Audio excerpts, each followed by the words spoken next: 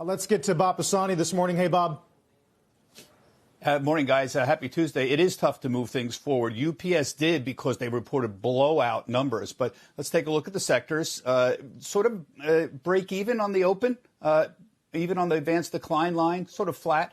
You can see slightly defensive sectors here. Consumer staples were doing a little bit better at the open. Techs are on the flat side. But the story is about earnings because the reopening story is now very evident in the earnings commentary. So Vale, huge, big iron ore company, very heavy iron ore demand around the world. Prices are up. They're raising prices.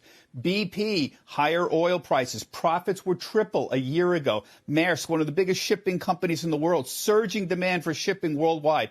Bottlenecks all over the place. They substantially raised their full year guidance. Sherwin-Williams, double-digit sales growth for residential repainting, do-it-yourself products. This is the reopening story, evident in just the commentary if you look at what the CEOs are saying. In terms of the board, Carl's right. It's taken a lot to move these stocks forward because there's been expectations they'll be pretty good, and they were. So Vale, for example, we put up the prices here, new high. Maersk doing okay. Sherwin-Williams hit historic high yesterday. That's not doing much. So these are very, very good numbers, but hard to move the dial forward when they're expecting that. Look at another group of stocks here. Archer Daniels Midland reporting a surging demand for grain prices, modest move up there. 3M not doing much. They had great numbers, but they kept their full year outlook unchanged. Rather odd, given they had a nice beat. I think there's a little disappointment on the guidance there. United Parcel Service did not give guidance. Oddly enough, declined. One of the only companies to do that.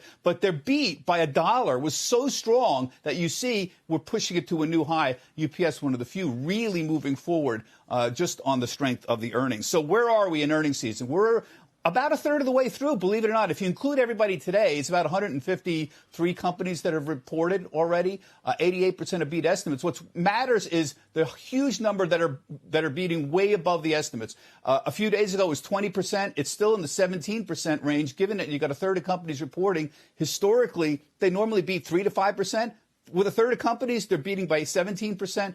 That is a testimony to how much companies are still surprising. The analysts are still too conservative. Here's the most important thing. 60% of the companies that have reported so far are seeing their second quarter earnings estimates go up. That's what we care about. Second and third quarter. Are the estimates rising? Yes. And they're rising at a faster pace than they were in the last quarter. So the rate of change for earnings estimates is going up. That's what powers the stock market forward. Here's the other thing that powers the stock market forward, and that is very simply margins. Blended profit margins, this is for the whole S&P so far, it's at 11.6%. That's the third highest level since they began tracking margins in 2008. Remember all these concerns? Prices are going to go up. They're not going to be able to pass them on. They are so far. This is expected to hold above 11% for the rest of 2021. That is the main reason.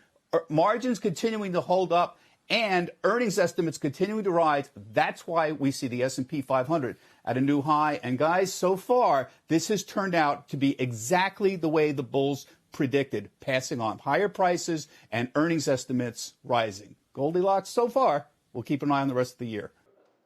Shepard Smith here. Thanks for watching CNBC on YouTube.